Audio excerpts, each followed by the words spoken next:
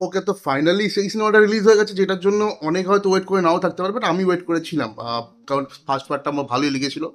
এটা second part, আমি কথা বলছি দে দে পেয়ার দে টু, যেটা আজকে রিলিজ হয়েছে। একটু লেট হয়েছে দেখতে, বাট দেখে ফেলেছি। এবার রিভিউটা করতে এসেছি, কারণ সিনেমাটা কেমন লাগলো। প্রথম কথা বলি, আমার দে দে পেয়ার দে পার্ট ওয়ান ভালোই লেগেছিল। যেটা একটা স্টোরি ছিল যে একটা বয়স্ক বুড়ো না, প্লেড বাই অজয় দেবগান, একটা কম বয়সী মেয়ের প্রেমে পড়বে, প্লেড বাই রাকুল প্রীত সিং। তো এবার কম বয়সী মেয়ে বেশি বয়সী বুড়োর প্রেম হলে কি হয়, যেটা জানো সমাজ কিরমভাবে দেখে। কিন্তু টুইস্টটা সেখানে আসে যখন দেখা যায় যে অজয় দেবগানের বউ, প্লেড বাই তাব্বু, তার একটা বাচ্চা ছেলে, একটা মেয়েও আছে। এবার মানে রাকুল প্রীত সিংকে নিয়ে যাবে, নিয়ে গিয়ে দেখাতে চেষ্টা করবে যে মানে ইয়েটা করবে যে আমি এর সাথে বিয়ে করতে চাই। এবার ফ্যামিলিতে কী কী প্রবলেম আসবে না আসবে সেটা নিয়ে ছিল। এটা একটা ফান ওয়েতে, অ্যাডাল্ট টাইপের হলো, ফান ওয়েতে প্রেজেন্ট করেছিল।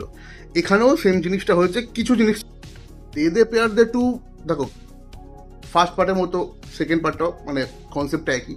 আগেরটা ছেলের বাড়ি থেকে বানানো ছিল, এখন এটা মেয়ের বাড়িতে। আর মেয়ের বাবা মাকে প্লেড বাই আর মাধবন, আর ওনার নামটা জানি না, আরও অনেকে আছে, জাভেদ জাফরি তো ছিল সাপোর্টিং কাস্টে। সিনেমাটা কেমন লেগেছে? সিনেমাটা অ্যাকচুয়ালি ভালো হয়েছে, খারাপ না, অবভিয়াসলি না, ভালো টাইম পাস যাবে। তবে আমি এটাকে মাস্টারপিস বা কিছু বলবো না। যে হিউমারটাকে প্রেজেন্ট করতে চেয়েছে, দেখো এটা অ্যাকচুয়ালি একটা বলা যেতে পারে অ্যাডাল্ট সিনস কিছু নেই, বাট এটা একটা অ্যাডাল্ট কমেডি হিসেবেই বলা যেতে পারে। কিন্তু মাস্তি ফোর বা মাস্তি গ্র্যান্ড মাস্তি এর মতো ওরমভাবে অ্যাডাল্টভাবে প্রেজেন্ট করেনি। এটাকে মানে মেকার্সও অনেক ম্যাচিওরভাবে প্রেজেন্ট করেছে, যাতে এটা একটা ফ্যামিলি ফ্রেন্ডলি সিনেমা হতে পারে। কিছু সিনস খুব ভালো ছিল, মাঝখানে মাঝখানে ডায়লগস খুব ভালো ছিল, ফানি ওয়েতে প্রেজেন্ট করা হয়েছে। অজয় দেবগানের পুরাতন সিনেমার কিছু সিন, যেমন সিঙ্গাম থেকে শুরু করে আরও অনেক সিনেমার রেফারেন্স নেওয়া হয়েছে, বিশেষ করে আর মাধবন আর আমাদের অজয় দেবগানের ক্যারেক্টারটা। এর আগে যে সিনেমাটা বেরিয়েছিল শয়তান, ওইটার অনেক রেফারেন্স নেওয়া হয়েছে। ইভেন বলো জুবা কেসি, দানে দানে মে কেসার কা স্বাদ। তো সিনেমাটা ওই পার্ট ওয়ানের পর থেকেই শুরু হচ্ছে, মেয়ের বাড়িতে গিয়ে মানাতে হবে যে আমি একে ভালোবাসি, এর সাথে বিয়ে করতে চাই।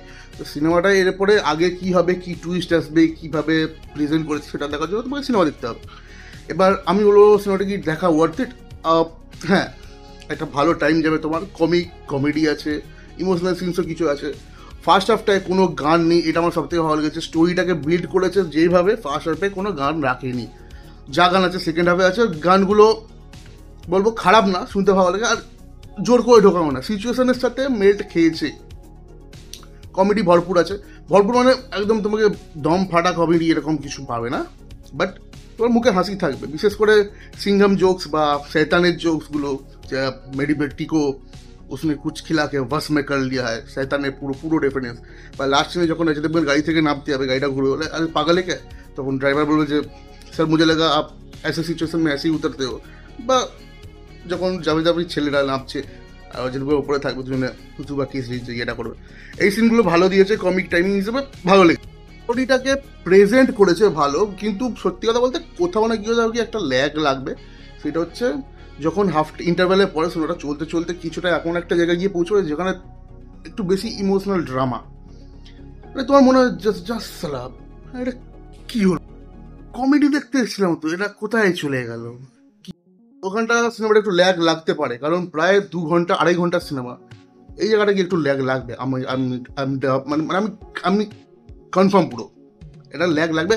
আমার লেগেছে, অনেকের লাগবে, কারণ সিনেমা হলে অনেকে বলছিল। বাট লাস্টে গিয়ে কনক্লুশনে দেখাবে যে ইমোশনাল সিনটা কেন আছে। দেখো লাভ ফিল্ম বা লাভ রঞ্জনের যে এগুলো থাকে, ওটা মিডলে একটা ড্রামা থেকে, মানে কী বলবো ইমোশনাল ড্রামা থেকে, কিন্তু লাস্টের দিকে ওটা কমিক ওয়েতে শেষ করে। তো সেইটা এখানে আছে অবভিয়াসলি। আর সিনেমার শেষে কিছুটা একটা হিন্ট দেবে হয়তো, যে দে পেয়ার দে 3ও আসতে পারে। আই ডোন্ট নো, মেকার্স দে কি প্ল্যান। অ্যাক্টিং ওয়াইজ আমি বলবো অজয় দেবগান অবভিয়াসলি ভালো অ্যাক্টার। রাকুল প্রীত সিংকে গ্ল্যামারের জন্য রাখা হয়েছে, তবে খারাপ অ্যাক্টিং করেনি, অবভিয়াসলি ভালো অ্যাক্টিং করেছে। আর গ্ল্যামার তো ভরপুর আছে রাকুল প্রীত সিংয়ের, ওটা নিয়ে নোই ডাউট। জাভেদ জাফরি ক্যারেক্টারটা অজয় দেবগানের বন্ধু হিসেবে ভালো প্লে করেছে। আই এম ইমপ্রেসড উইথ আর মাধবন, যখনই দেখি ওনাকে ইমপ্রেস হই। আরে লোকটা ফানি লোক, ফানি জায়গা ফানি, সিরিয়াস জায়গায় সিরিয়াস, সব ক্যারেক্টার করতে পারে ভাই। He is a very talented actor, আমার খুব ভালো লাগে আর মাধবনকে। তো ভালো প্লে করেছে, মজা এসছে সিনেমাটা থেকে। ওই বললাম যে মিডলে কিছুটা ল্যাগ লাগবে, বাকি সিনেমাটা আমি বলবো ওভারঅল টাইম পাসের জন্য সবাই মিলে গিয়ে দেখতে পারো।